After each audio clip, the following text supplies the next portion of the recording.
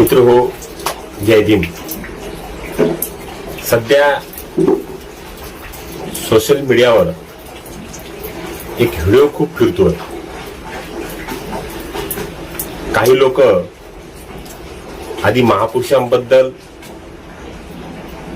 व त्यांच्या घराण्याबद्दल वाटेल ते बोलतात आणि जाहीरपणे अपमान पण करतात.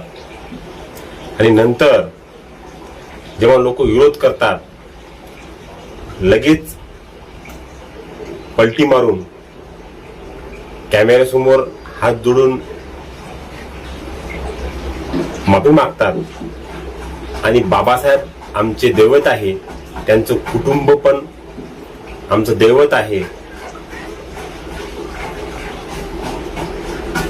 पण अशा लोकांना एकच सांगायचं आहे, तुमचं हे दुपट्टी वागणं आता सगळ्यांना समजलं आहे.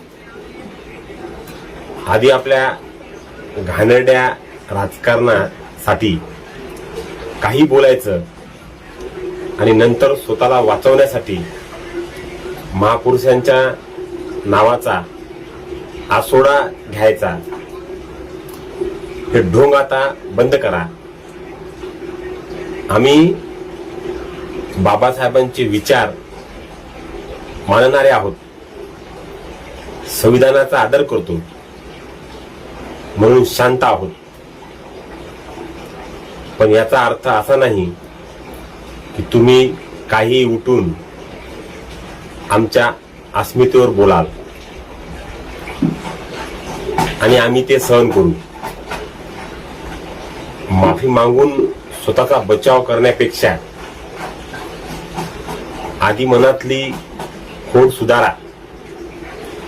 महापुरुषांचा अपमान, त्यांच्या कुटुंबाचा अपमान आम्ही कधीही सहन करणार नाही.